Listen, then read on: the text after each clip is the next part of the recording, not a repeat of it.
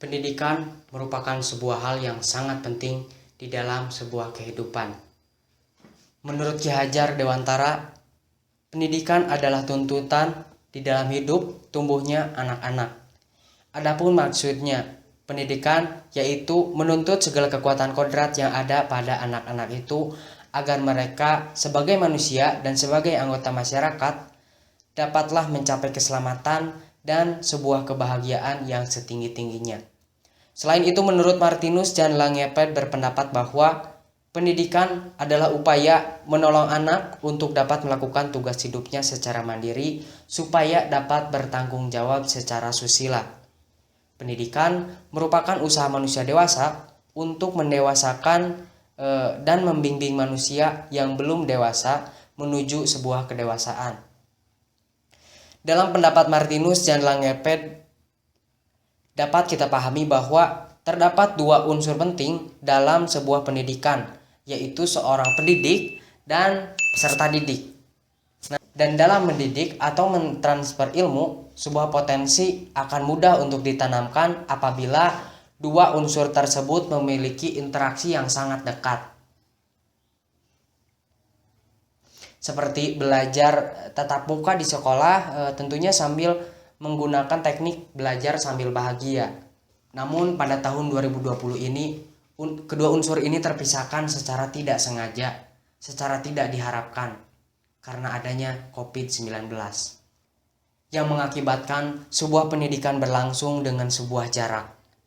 Berbarengan di zaman yang sudah mengenal sebuah teknologi, pendidikan pun tetap berlangsung, walau menggunakan sistem daring atau belajar di rumah dengan menggunakan perantara media online yang sudah berlangsung selama 1 semester lebih ini. Dan kali ini ketiga rekan saya, yaitu Adisti, Alpira, dan Tegar, akan mencari tahu secara langsung bagaimanakah tanggapan atau dampak yang dirasakan teman-teman pelajar terhadap belajar daring selama ini.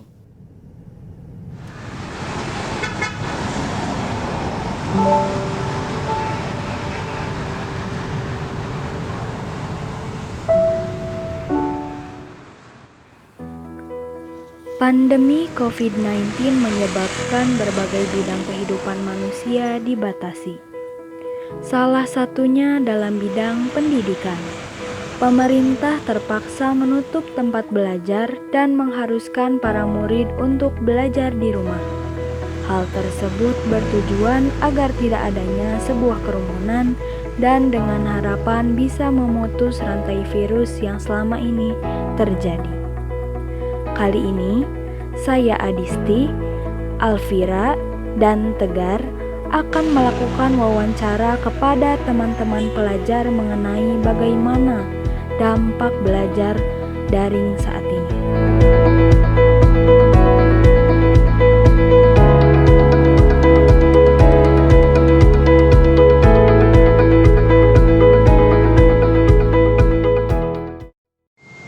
Perkenalkan, nama saya Alvira Nandia Putri bersama teman saya Adisti Wulandari. Kami dari kelas 1A Pendidikan Multimedia dari Universitas Pendidikan Indonesia. Kami sedang berada di sekitar Jalan Asia Afrika. Nah, dengan adanya era pandemi ini, kita kan jadi harus belajar di rumah, sekolah banyak yang ditutup.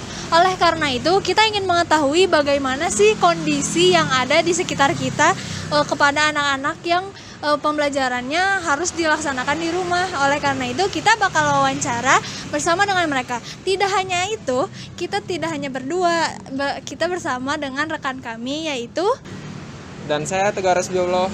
Yuk kita wawancara.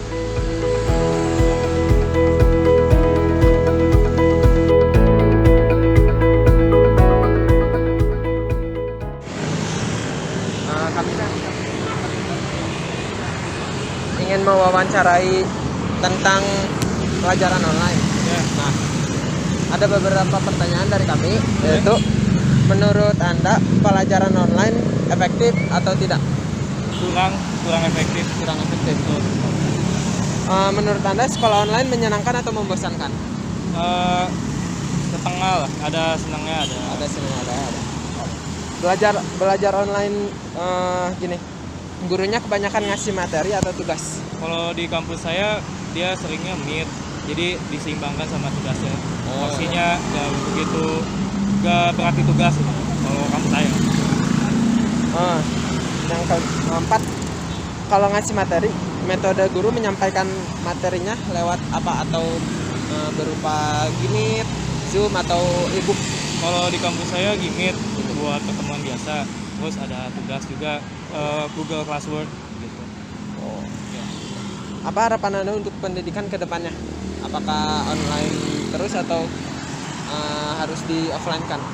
Kita lihat situasi dulu ya, karena emang dasarnya pandemi nggak bisa dipaksa juga. Jadi harapannya semoga dunia pendidikan bisa beradaptasi dengan situasi yang ada dan bisa lebih efisien efektif lagi ke depannya. Ya. Makasih ya, Kak. Ya.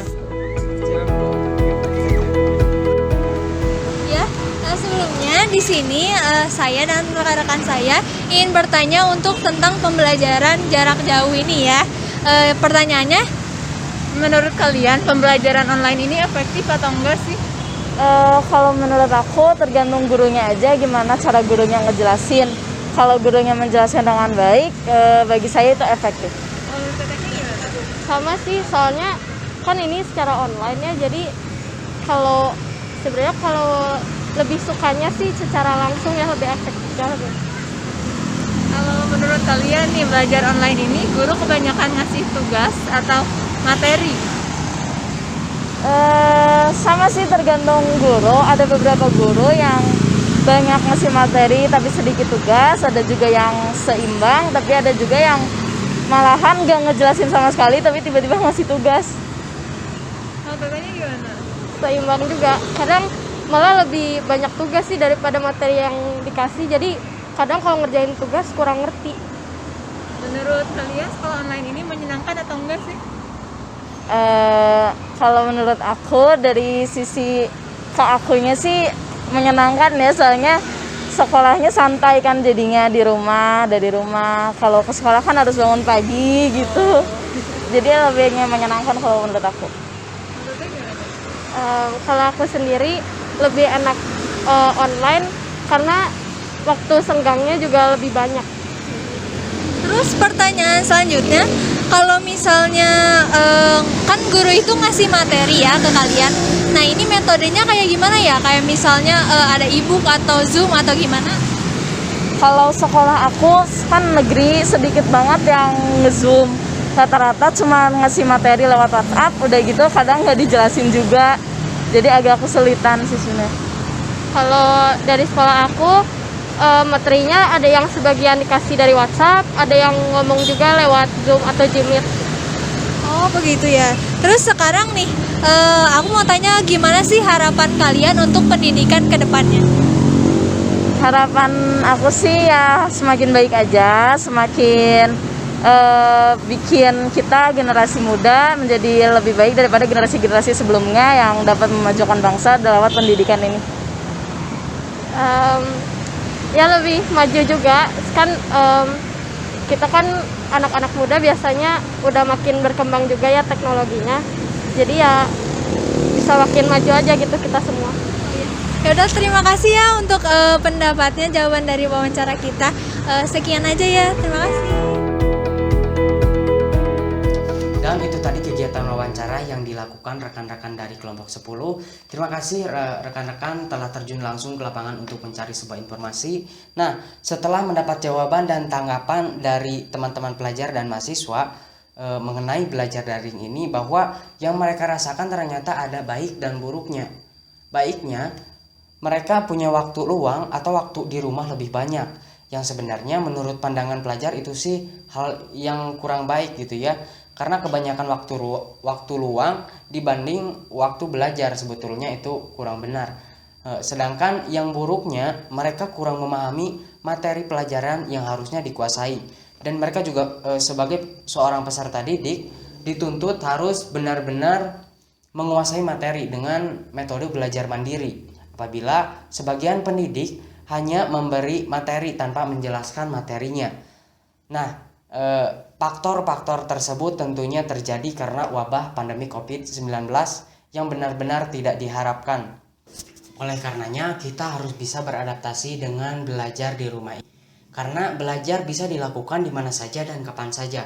Kalau kita menganggap bahwa pendidikan itu penting, tentu saja kita butuh yang namanya belajar. Karena dengan pendidikan, kita bisa tahu yang namanya sopan santun, kita bisa mengenal yang namanya budi pekerti, kita bisa membedakan mana yang benar dan mana yang salah.